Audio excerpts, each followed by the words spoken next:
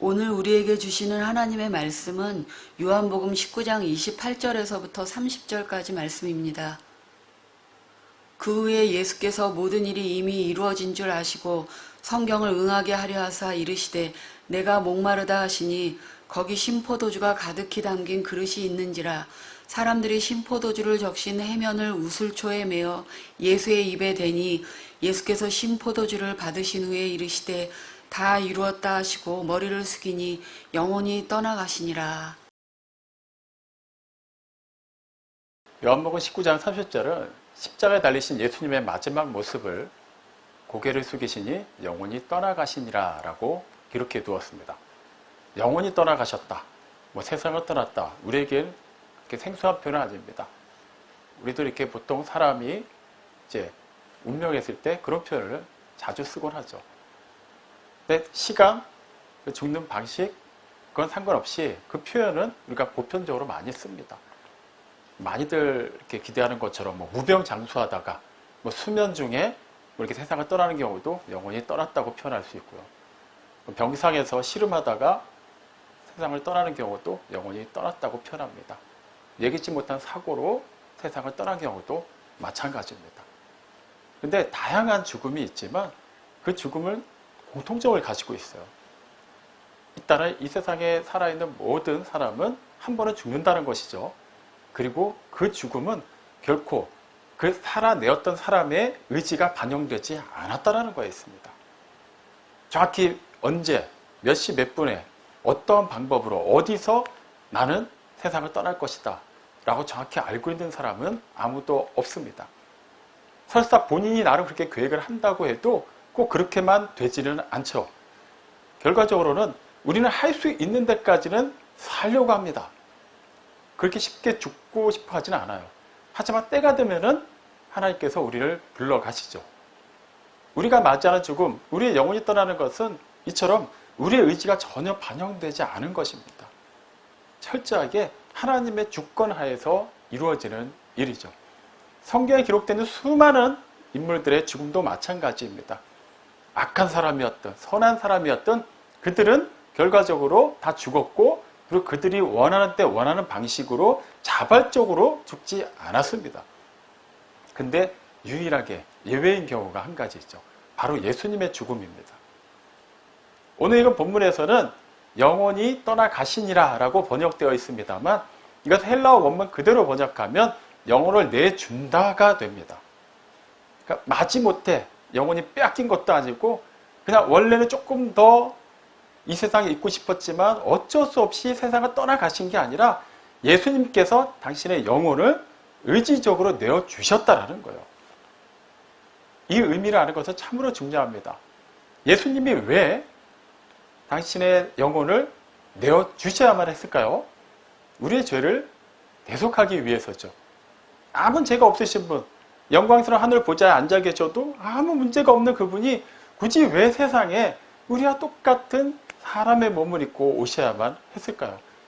그리고 세상을 창조하신 분이 오셨음에도 불구하고 세상을 알아보지 못하고 오히려 그분을 미워하고 죽이기까지 하는데 그것을 어떻게 그렇게 순순히 받아들이실 수 있었을까요?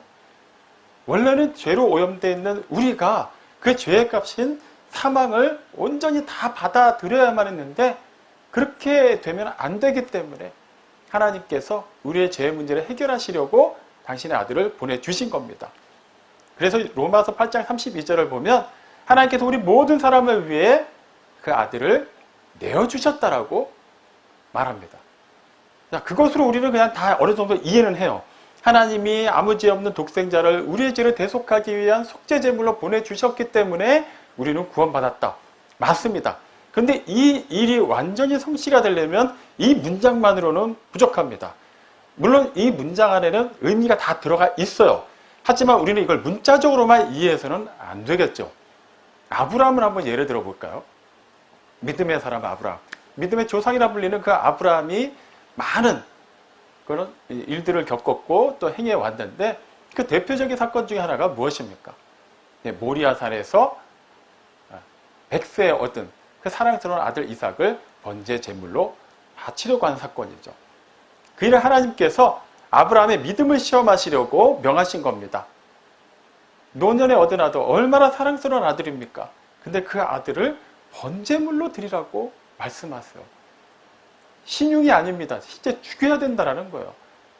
물론 그 당시는 아직까지 우리가 흔히 알고 있는 그 율법이 완전하게 제정된 때는 아닙니다만 우리가 어느 정도 알고 있는 번제물의 성격, 번제물을 드리는 방식을 감안하면 그냥 그거는 단지 그냥 어떻게 그냥 목 졸라서 죽이는 그런 차원의 죽임이 아니에요. 굉장히 끔찍한 일입니다. 그런데도 아브라함이 이삭을 데리고 모리아 산으로 가죠. 그리고 실제 그가 칼을 들어서 이삭을 내리치려고 할 때 하나님께서 그를 말리시고 결과적으로 그의 믿음을 또 인정하십니다. 자, 이 사건을 우리는 아브라함의 믿음과만 관련해서 생각하려는 경향이 있어요. 하지만 한번 다른 측면에서 생각해 볼까요? 만약에 아브라함이 그렇게 하려고 했어도 이삭이 반항을 했다면 어떤 일이 일어났을까요? 지금 갓난아기를 데려간 게 아니에요. 어느 정도 장성한 아들을 데려간 겁니다. 100세가 훌쩍 넘은 노인이 굳이 힘 대 힘으로 부딪힌다면 과연 이삭을 꺾을 수 있었을까요? 여간해서는 힘들었을 거예요. 거의 불가능한 일입니다. 그런데도 이삭이 번제단 위에서 아무런 저항을 하지 않았다고 합니다. 그런 기록조차 찾을 수가 없어요. 그렇기 때문에 아브라함은 그냥 칼을 내리칠 수가 있었던 것이죠. 전적인 이삭의 순종이 있었기 때문에 이삭 또한 자발적으로 아버지의 그 믿음의 행진에 동참을 했기 때문에 결과적으로는 하나님께서 아브라함의 믿음을 인정하시는 그 놀라운 일이 이루어질 수 있었던 것이죠.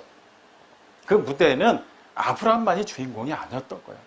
이삭의 순종도 있었기 때문에 하나님의 말씀에 순종한 아브라함과 그 아버지의 그 모든 믿음의 삶을 그대로 순종하고 따랐던 이삭이 있었기 때문에 그 놀라운 이야기가 생겨날 수 있었던 것이죠.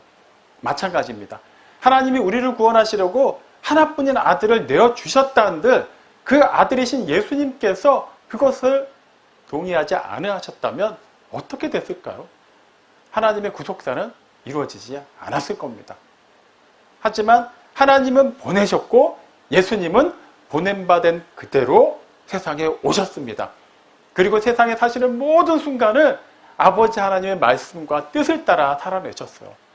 본인도 삼위일체 하나님의 한 위격으로서 얼마든지 자의적으로 말씀하실 수 있고 행동하실 수도 있었습니다. 굳이 세상 죄를 대속하는 방법을 십자가 죽음이라는 그 끔찍한 방법이 아닌 다른 길을 택하실 수도 있었습니다. 하지만 예수님은 그렇게 하지 않으셨어요. 말씀을 응하게 하시려고 하나님 아버지의 그 뜻을 이루어드리기 위해 자발적으로 기꺼이 그 뜻을 따르셨습니다. 그렇기 때문에 우리에게 하나님의 사랑이 실현될 수 있었던 것이죠. 이것은 단지 예수님에 관한 이야기, 아브라함에 관한 이야기로만 그칠 수는 없습니다. 예수님은 당신과 제자들을 또 여러 가지로 비유하셨는데 대표적으로는 포도나무와 포도나무 가지로 비유하셨죠. 모양은 다르지만 결과적으로 하나라는 거예요. 운명 공동체라는 겁니다. 생명 공동체가 되었다고 말씀하세요. 또 다른 비유로는 목자와 양을 예로 드셨죠. 궁극적인 목적지가 같다라는 거예요. 함께 가야만 한다는 것이죠. 자, 그렇다면 예수님의 제자인, 예수님께 속한 우리, 즉 그리스도인은 어떤 사람들이어야만 하겠습니까? 말 그대로 예수님과 운명 공동체입니다. 예수님이 살아내신 삶, 예수님이 이루신 일에 관한 수혜자로만 머무는 것이 아니라 여전히 살아계신 그분이 말씀하셨고 살아내신 그 모든 것을 믿고 따르는 삶으로, 즉 기꺼이 순종하는 삶으로 그분과 함께하는 공동체가 되었다는 것을 잊어서는 안 됩니다. 우리는 이 사실을 자꾸 쉽게 잊으려고 해요. 애써 외면하라고 합니다. 그러니까 내가 어쨌거나 믿었고 예수님을 구세주로 영접했고 구원을 받았으니까 이제는 난 내 할 일 다 한 것 같고 남은 그 짧은 인생 할 수 있는 때까지 내가 원하는 대로 살다가 어쨌거나 그 이후에 영원한 천국에서 그냥 걱정 없이 살아보자. 은연중에 그런 생각을 할 때가 많아요. 하지만 예수님은 단지 부활하시고 나서 완전히 떨어져서 우리를 그냥 멀리서만 지켜보시는 분이 아니죠. 또 다른 보혜사이신 성령님으로 우리 안에 내주해 계십니다. 우리 안에서 임재하시고 역사하시고 모든 것을 이끌어 가시죠. 그렇기 때문에 우리는 예수님이 하나님 아버지의 뜻에 순종하여서 자발적으로 그 모든 심지어 고난까지도 기꺼이 담당하셨던 것처럼 우리 또한 하나님께서 이끄시는 그 길을 가면서 마주하는 그 어떤 위협과 장애물에도 굴하지 않고 나아갈 수 있어야 한다는 것이죠. 그래서 마태복음 7장 22절에서 예수님이 다음과 같이 말씀하셨습니다. 나더러 주여 주여 하는 자마다 다 천국에 들어가는 것이 아니라 하늘에 계신 내 아버지의 뜻대로 행하는 자라야 들어가리라. 이 말씀을 그냥 문자적으로만 보면 마치 우리가 천국에 들어가기 위해서는 먼저 하늘에 계신 하나님 아버지의 뜻대로 행하는 것이 앞서야 된다라고 생각할 수가 있어요. 결코 그렇지 않습니다. 이 말씀을 그냥 순서대로만 보면 그렇게 해석이 가능하지만 성경을 통전적으로 이해하면은 이미 이 말씀은 누구에게 주신 말씀이냐 하면 아직 하나님을 전혀 모르는 이방인들이 아니라 이미 하나님을 믿는 사람들에게 주어졌다는 것을 잊어서는 안 돼요. 예수님의 그 산상순이 시작하기 전에 처음에 마태복음 5장은 어떻게 시작되냐 하면 예수님이 제자들이 나오는 것을 보시고 말씀하셨다는 것으로 시작됩니다. 1차적으로는 제자들에게 주신 말씀이에요. 그리고 그 자리에 모인 말씀을 듣고자 하는 많은 사람들을 향해서 주신 말씀이기도 하죠. 그리고 그 기록된 말씀을 보고 있는 우리에게도 주시는 말씀입니다. 그렇다면 무슨 의미가 될까요? 이미 제자가 된 사람, 이미 하나님께 속한 사람에게 주셨다는 거예요. 에베소서 5장 8절 말씀처럼 우리는 전에 어둠이었습니다. 그냥 어두운 구석이 조금 있었다가 아니에요. 완전하게 철저하게 어둠이었어요. 하지만 이제는 주 안에서 빛이 되었습니다. 그렇기 때문에 빛의 자녀처럼 행하라고 말하죠. 빛의 자녀답게 살라는 거예요. 다시 정리를 하자면 우리는 우리가 어떻게 하나님 뜻대로 열심히 행하였고 나름 이렇게 생각해 본 결과 그렇게 사는 게 좋을 것 같아서 했더니 그제서야 천국에 갈 수 있는 특권을 얻은 것이 아니라 이미 주님께서 이뤄놓으신 그 놀라운 구속의 은혜에 참여하게 되었기 때문에 그 참여하게 된 자로서 완전히 신분이 바뀐 자로서 기존의 것을 다 버리고 새롭게 된 그 신분에 맞게 살아내야 된다는 거예요. 하나님 아버지의 뜻대로 행한다는 것은 바로 이런 의미를 가지고 있습니다. 빌립보서 1장 29절은 우리가 그리스도를 믿는 그 믿음 또한 특권으로 받았다고 얘기해요. 우리의 믿음은 하나님의 은혜를 위한 그냥 수단이 아니라는 거예요. 믿음조차 이 은혜의 결실이라는 겁니다. 하나님이 우리로 하여금 하나님을 믿어지도록 하나님을 믿을 수 있는 믿음도 주셨다라는 거예요. 이거를 되게 쉽게 생각하시는 분들이 많아요. 그냥 내가 교회 다녔더니 믿음이 생겼나 보다. 그렇지 않다라는 것이죠. 요한복음 8장 12절에서 예수님이 다음과 같이 말씀하십니다. 나는 세상의 빛이라. 누구든지 나를 따르는 자는 어둠 가운데 다니지 아니하고 영원한 생명의 빛을 얻으리라. 그냥 예수님을 따르기만 하면 내가 어쨌거나 성경을 좀 읽어보고 의지적으로 믿을만 하겠다. 한번 따라보자 해서 따르기만 했더니 그제서야 생명의 빛이 우리를 감쌌다는 게 아니에요. 그 빛에 관해서는 요한복음의 다른 부분이 이렇게 기록되어 있습니다. 요한복음 1장 5절입니다. 빛이 어둠에 비치되 어둠이 깨닫지 못하더라. 우리가 좀 전에 살펴본 에베소서 5장에서 우리의 이전 모습이 뭐라고 했죠? 어둠이라고 했어요. 근데 요한복음 1장 5절은 빛이 어둠에 비쳤는데 어둠은 깨닫지 못했다라고 말합니다. 원래는 어둠이었던 우리는 그 빛을 깨달을 수가 없어야 정상인 거예요. 근데 실제 그런 일들은 비일비재하죠. 우리 주변에 우리만큼은 아니지만 어쨌거나 어려서부터 지금까지 살아오면서 어떤 방법을 통해서든 어떤 때가 되었든 복음을 전해 들었던 수많은 사람들이 있습니다. 그런데 그들이 다 예수님을 믿나요? 예수님을 구세주로 영접하였습니까? 그리고 자발적으로 일요일 날을 구분해서 예배에 참석하고 있나요? 그렇지 않아요. 훨씬 더 많은 사람들이 교회에 나오지 않습니다. 하나님을 믿지 않아요. 성경을 허구라고 말합니다. 똑같이 복음을 들었어요. 그런데 그 빛이 어둠에 비쳤고 그 어둠 속에서 대부분은 이해를 못하고 깨닫지 못한 것 같은데 어둠이었던 우리는 지금 깨닫게 되었습니다. 무슨 말이죠? 우리가 본래 그들보다 똑똑해서 된 일인가요? 아니에요. 따지고 보면 우리보다 훨씬 잘나고 똑똑하고 돈 많고 건강한 사람들 중에도 얼마든지 예수를 부인하는 사람들이 많기 때문입니다. 우리가 특별히 다른 사람들보다 잘나서가 아니에요. 전적인 하나님의 은혜입니다. 하나님의 주권과 섭리로 우리가 택함받았고 그런 우리에게는 어둠 가운데 있은 그 상태에서도 그 빛이 비쳤을 때 깨달아지도록 하나님께서 이미 모든 것을 예비해 놓으신 거예요. 그리고 나서 말씀하시는 겁니다. 빛의 자녀답게 살아라. 너희가 스스로 그 자격을 얻은 게 아니니까 너희 마음대로 살아서는 안 된다라는 거예요. 아니 그냥 어둠에 살게 내버려 두지. 하나님이 그렇게 해놓고 뭐 지금 와서 나한테 뭘 요구하시나? 지금 그렇게 말할 수 있는 영역이 아니에요. 그냥 어둠 그대로 있었다면 우리는 하나님의 심판대 앞에서 어떤 변명도 하지 못하고 그 즉시 영원한 멸망의 형벌로 치닫습니다. 끝이에요. 뒤가 없습니다. 문은 닫히고 다시는 열리지 않아요. 천주교에서 말하는 것처럼 연옥이 있고 중간 단계 절대 없습니다. 그냥 끝나는 거예요. 원래 우리는 그랬어요. 그래야만 했어요. 그런데 하나님이 우리를 사랑하시고 우리에게 그 무한한 은혜를 베풀어 주셨습니다. 세상의 사랑을 나타내셨어요. 요한일서 4장 8절은 하나님이 사랑이시라고 말하죠. 그것으로만 딱 박제해놓고 우리에게 하나님이 사랑이시라고 막 기계적으로 암송하게 하시나요? 그렇지 않아요. 그 사랑이 세상에 나타났죠. 아무 죄가 없으신 하나님의 아들이 우리와 똑같은 사람의 몸을 입고 이 세상에 나타나서 나타내셨습니다. 그 일은 예수님이 전적으로 이 세상을 구원하시려는 하나님 아버지의 뜻을 순종하셨기 때문에 성취될 수 있었던 것이죠. 그리고 우리는 그분께 속하였습니다. 빛이신 그분께 속하여서 영원한 생명의 빛을 얻은 자가 되었어요. 그냥 빛이 되었으니까 나는 반짝반짝 빛나는 존재가 되었으니까 어떻게든 좀 더 화려하게, 좀 잘나게, 어떻게든 여유롭고 풍요롭게 살아보자. 지금 그 얘기를 하자는 게 아니에요. 마태복음 5장 14절에서 예수님이 다음과 같이 말씀하시죠. 너희는 세상의 빛이라. 하나님은 사랑이시라. 그 말로만 끝나는 것이 아니라 하나님이 사랑이시라는 것을 하나님이 직접 나타내셨고 그 나타내심이 예수님의 순종으로 말미암아 완전하게 성취된 것과 마찬가지로 우리가 세상의 빛이 되었다는 것은 단지 사람들이 인정하든 하지 않든 나는 빛이다라는 자부심만을 가지고 살라는 것이 아니라 이제 빛이 된 그 이유를 알고 그 역할에 맞게 살아야 된다는 거예요. 그럼 무엇이겠습니까? 빛의 역할은 밝은 낯을 위해서 존재하지 않죠.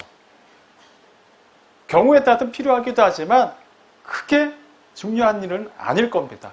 정말 빛의 본질, 그 중요성은 어둠 가운데서 말 그대로 빛을 발하는 것이죠. 하나님께서 우리를 빛으로 만드셨다면 그냥 빛만 살짝살짝 비치는 게 아니라 빛 자체로 만드셨고 그 빛으로서 역할을 감당할 수 있도록 어딘가에 두셨다면 우리는 그 일을 해내야만 된다는 거예요. 어차피 전구는 그 자체로는 빛을 내지 못합니다.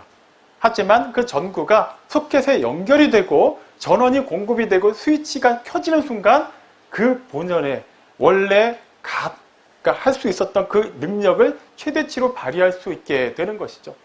하나님이 그렇게 능력을 다 부여해 놓으셨고 그 위치에 달아 놓으셨기 때문에 그냥 하나님께서 스위치를 켜시면 빛은 들어오게 되어 있는 거예요. 우리는 스스로 스위치를 켜는 존재가 아니에요. 끄고 켜는 거는 하나님이 정하십니다. 이미 그 역할을 할 수 있도록 만들어 놓으셨습니다. 에베소서 2장 10절이 그걸 말하죠. 선한 일을 하게 하시려고 하나님께서 우리를 그리스도 예수 안에서 만드셨다고 말이죠. 선한 일을 하게 하기 위해서 단지 사람들 사이에서 선한 이미지로 남고 사람들에게 칭찬받는 사람이 되게 하기 위해서가 아니라 선한 일을 하게 하기 위한 그 모든 기준이 되고 근거가 되는 분이 누구신가요? 하나님이십니다. 하나님 입장에서 이 세상을 향한 그 선한 일, 착한 일, 그 아름다운 일, 그 놀라운 일을 행하시기 위해서 우리를 구별하셨다라는 거예요. 왕과 같은 제사장으로 삼으셨다라는 겁니다. 그래서 베드로전서 2장 9절이 우리의 정체성을 쫙 늘어놓고 나서 뭐라고 얘기하나요? 너희는 택하신 족속이요 왕 같은 제사장이요 거룩한 나라니 하나님의 소유가 되었으니 이는 너희를 어둠 가운데서 이끌어내셔서 그의 기이한 빛 가운데로 가게 하신 이의 아름다움을 선포하게 하려 하시니라. 원래 우리는 하나님의 아름다움을 선포하기는커녕 하나님의 아름다움을 드러낼 수도 없는 존재들이었죠. 그런데 하나님께서 우리를 그 흑암의 권세에서 건져내셨습니다. 우리가 잘나서? 아니죠. 그대로 못난 상태, 죽어있는 상태, 그냥 끝난 상태에서 하나님이 우리를 특별히 선택하셨어요. 그리고 단지 이 사랑하는 아들의 나라, 빛 가운데로 옮겨주시고 그 다음부터 알아서 살라고 내버려 두신 게 아닙니다. 이유가 있다라는 거예요. 우리가 식사 준비할 때도 그냥 가만히 있다가 식사 준비하지 않으면 식사가 준비가 되나요? 미리 다 그거에 필요한 재료들을 손질하고 또 밥을 만들고 반찬을 준비하고 또 그걸 담을 그릇들을 다 꺼내서 그 안에다 담는 순서들이 다 있기 마련이에요. 그냥 선반 안에 그릇을 다 놔둔 상태로 그냥 밥을 퍼야지 이렇게 한다고 해서 되는 일이 아니죠. 실제 그릇을 꺼내서 그 용도에 맞는 그릇에 국을 담든 밥을 담든 반찬을 담든 어떻게든 활용 가치가 있게 사용하는 것이죠. 마찬가지입니다. 하나님께서 우리를 어둠 가운데 그대로 유기하지 않으시고 빛 가운데로 옮기셨을 때는 그냥 빛나는 모습만을 보시기 위해서가 아니라 그러한 우리를 통해서 세상의 빛으로 보내셔서 세상으로 하여금 하나님의 그 영광스러운 빛을 보게 하시기 위함이라는 거예요. 그래서 하나님, 빌립보서 1장 6절이 말하는 것처럼 이미 그리스도 예수 안에서 시작하신 그 일, 하나님은 끝까지 완성하실 것이기 때문에 이미 하나님이 작정하시고 우리를 그렇게 작품으로 만드신 이상 그 일은 이루어지고 있고 이루어질 수밖에 없는 거예요. 우리가 반항한다고 해서, 우리가 부정한다고 해서 그리 안 되는 것은 결코 아닙니다. 우리는 간혹 우리가 빛이 되었다는 것을 시간의 개념으로 이해하지 않고 우리가 느끼는 상태나 상황으로 이해하려고 하는 경향이 있어요. 이를테면 요즘에 좀 믿음이 정체기인 것 같아요. 약간 침체된 것 같아요. 좀 시험 들었습니다. 뭔가 만사가 귀찮습니다. 그러면 잠시 어두운 가운데 있는 것 같아요. 그러다가 어느 날은 막 갑자기 성령으로 충만해지고 어느 날은 갑자기 평소에는 읽다가도 크게 감명 깊지 않았던 그 말씀 구절이 탁 꽂히면서 너무나도 은혜를 받습니다. 그날만큼은 뭐든지 다 할 수 있을 것 같고 그날은 정말 내가 주 안에서 빛이 된 것 같다고 여기기도 해요. 하지만 성경이 말하는 것은 우리의 기분이나 감정, 상황과는 전혀 별개입니다. 에베소서 5장 8절 다시 한번 볼까요? 우리가 이전에는 어둠이더니 이제는 주 안에서 빛이라고 얘기해요. 분명히 시간이 정해져 있습니다. 예수 그리스도를 정점으로 해서 그 이전과 그 이후는 완벽하게 나뉘어졌어요. 세상이 말하는 역사도 마찬가지죠. 예수님의 이 세상에 오심을 기준으로 해서 BC, 예수님 이전으로 나뉘고 AD, 예수님 이후로 나뉩니다. 하지만 세상은 단지 숫자적인 기준을 삼기 위해서 그것을 차용한 것일 뿐이에요. 하지만 우리는 그런 개념으로 예수님 이전과 이후를 나누지 않습니다. 완전하게 달라진 거예요. 포도나무 가지가 아무런 물리적인 변화를 겪지 않았음에도 불구하고 가지의 컨디션에 따라서 갑자기 포도가 아니라 사과를 맺을 수 있을까요? 아니에요. 포도나무 가지는 포도나무에 있는 이상 포도를 맺습니다. 사과나무 가지는 사과를 맺겠죠. 마찬가지예요. 주 안에서 빛이 된 우리는 그냥 빛이 나는 존재가 된 것입니다. 우리가 좀 믿음의 침체가 되었다고 해서 빛이 사라지는 게 아니에요. 빛은 나요. 다만 우리가 그 빛의 역할을 제대로 하느냐 하지 않느냐의 문제일 뿐인 것이죠. 하나님께서 우리를 작품으로 만드셨고 그 작품을 어디에다 두셨다면 분명히 그 용도에 맞게 그 위치에 맞게 두신 것입니다. 요즘은 스마트폰에도 다 후레쉬가 달려있어요. 그리고 그 후레쉬 불빛은 그 용도면 충분합니다. 그 정도 밝힐 수 있는 광량이면 충분하고 그 정도 크기면 충분해요. 굳이 그걸로 온 세상의 어둠을 다 밝힐 필요는 없습니다. 거기까지예요. 실외 경기장, 예를 들면 무슨 월드컵 경기장이라든가 잠실 주경기장을 보면은 그 야간 경기를 원활히 할 수 있도록 수많은 조명들이 달려 있습니다. 낮에는 필요하지 않죠. 하지만 밤이 되면 거의 낮과 같은 수준으로 환하게 비추기 위한 풍부한 광량을 또 이렇게 필요로 하는 그런 조명들을 달아 놓습니다. 그 조명들은 그 용도에 맞으니까 거기 있는 거예요. 그걸 굳이 스마트폰에다가 집어넣지는 않습니다. 다 그 용도에 맞게 기술자들이, 과학자들이 연구하고 개발하고 그곳에 설치해 놓는 것이죠. 마찬가지예요. 하나님께서 우리를 당신의 작품으로 구별하시고 만드시고 어둠이 아니라 빛 가운데로 옮기셔서 완전한 빛으로 삼으셨다는 것은 그 역할을 우리를 보내신 그곳에서 하시겠다라는 거예요. 하게 하시겠다라는 겁니다. 예수님을 세상에 보내신 것은 예수님을 통해서 세상을 구원하시겠다라는 거잖아요. 실제 그 일은 이루어졌고 그 일이 이루어지기 위해 예수님이 기꺼이 자발적으로 자신의 의지를 하나님의 뜻에 순종하셨습니다. 능동적으로 따라가셨죠. 그 결과 우리는 그분 안에서 하나님의 자녀가 되는 권세를 얻게 된 것이죠. 마찬가지로 우리를 지금 이 시간에 이곳으로 보내셨을 때 하나님께서 주신 의도가 있어요. 그냥 그것을 우리는 그대로 행하기만 하면 되는 겁니다. 예배에 전념하시기 바랍니다. 다른 거 생각하지 마세요. 이 짧은 시간만이라도 집중해서 하나님을 예배하십시오. 예배 끝났습니까? 그렇다면 뭐 남아서 교제하고 또 서로 얘기 나누는 거 아무 문제 없습니다. 하지만 이 예배당이 우리의 영원한 거처가 되지는 않죠. 다시 우린 각자의 삶의 터전으로 돌아갈 것입니다. 돌아가는 과정에서부터 하나님께서 만나게 하시는 그 모든 순간 만나는 사람들, 살아내야 되는 시간들 그 속에 다 의미를 부여해 두셨습니다. 그 순간순간을 그저 자신의 의지대로 살아내지 마시고 조금 더 의식적으로 하나님께서 왜 이 상황 속에, 이 시간 속에, 이 사람과 함께 이 공간 속에 두셨는가를 생각하시기 바랍니다. 그리고 하나님께서 주신 그 말씀, 하나님께서 주신 그 감동을 따라서 나의 생각이 아닌 하나님의 생각을 투영하여 그 모든 상황을 조망하십시오. 그리고 주어진 삶을 살아내십시오. 왜 나에게 이런 가족을 주셨을까요? 왜 이런 가정일까요? 왜 이 교회일까요? 왜 이 일터일까요? 왜 이런 만남일까요? 왜 예전부터 이런 상황이어야만 했을까요? 완벽한 답을 구할 수는 없습니다. 하지만 그거에 대한 분명한 답은 하나님께서 때가 되면 알려주십니다. 당장 알려주셨고 우리가 당장 알고 있는 그 일에 집중하시기 바랍니다. 여러분을 보내신 그곳에서 하나님께서는 분명히 선한 일을 이루시고자 합니다. 이제는 주 안에서 빛이 되었잖아요. 빛의 자녀답게 사십시오. 오늘은 일단 아니고 내일부터. 우리에게 내일은 없습니다. 늘 오늘을 사는 우리이기 때문에 이 순간을 충실하지 않으면 우리는 내일도 결코 충실하지 못할 겁니다. 오늘을 제대로 준비하지 않으면 우리는 그 여러 가지 허점투성이인 짐을 끄집어내서 그걸 끌어안고 내일을 힘겨운 오늘로 살아내야 될 수도 있습니다. 지금 이 순간 각자에게 주어진 그 사명을 신실하게 담당하십시오. 고린도서 5장 17절에 기록되었듯이 그리스도 안에서 새로운 피조물이 된 우리는 이전 것은 다 지나갔습니다. 끝난 거예요. 더 이상 돌아갈 수 없게 되었어요. 이미 장성한 성인이 어린아이 갓난아기 시절로 몸이 돌아갈 수 없는 것처럼 이미 이것은 결정이 난 일입니다.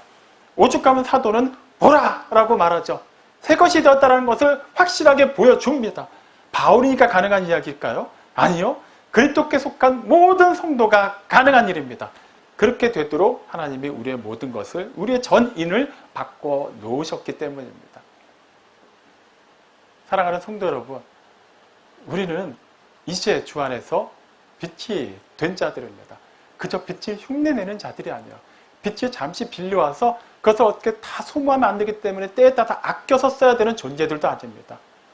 하나님께서 주신 그 무한하신 능력, 다함도 없고 부족함도 없는 그 빛이, 그 생명이, 그 생수의 강이 우리 통해서 계속해서 흘러나오게 하십니다. 그러니 하나님께서 쓰시고자 하시는 그 일에 우리를 보내실 때 그 보냄받은 곳에서 해야 될 그 일을 성실하게 해내십시오. 예수님이 그러하셨던 것처럼 능동적으로 순종하십시오. 계산하지 말고, 예단하지 말고, 여러 가지가 따져가면서 자신에게 어떠한 이익이 있는지를 고민하지 말고 하나님께서 이끄시는 길이니까 거침없이 나아가시기 바랍니다. 하나님께서 당신의 아들까지 내어주실 정도로 우리를 사랑하시고 우리에게 전적으로 당신의 사랑과 은혜를 나타내신 이상 그 이상 우리에게 바랄 것이 무엇이 있겠습니까? 이미 다 채워졌고 이제는 예비하신 것을 하나하나씩 찾아가는 기쁨을 누리며 살 때입니다. 지나간 것에 너무 연연하지 마십시오. 막연한 앞의 시간에 대해서 불안해하지 마십시오. 지금까지 그래왔고 앞으로도 그럴 것이지만 하나님은 결코 실패하지 않으시고 완벽하신 그 뜻을 이루어 놓으시고 또 하나씩 하나씩 그 문을 열어주실 것입니다. 우리가 새겼던 수많은 물음표들이 뒤돌아보는 순간 다 느낌표로 바뀌어 있는 것을 보셨을 거예요. 앞으로도 그렇게 될 것이고 영원히 그렇게 될 것이며 더 이상 물음표가 존재하지 않는 그 시간 속에서 우리는 하나님과 영원히 함께 할 것입니다. 그 시간이 이미 임하였고 점진적으로 확대되어 간다는 것을 잊지 마시고 주어진 이 시간을 기쁨으로 사십시오. 하나님의 말씀을 따라서 능동적으로 순종하며 사십시오. 그렇게 하나님 나라의 확장을 위해 쓰임받고 하나님의 영광을 나타내고 하나님께서 주신 복을 마음껏 누리고 살아내는 우리 모두가 되기를 주님의 이름으로 축원합니다. 아멘.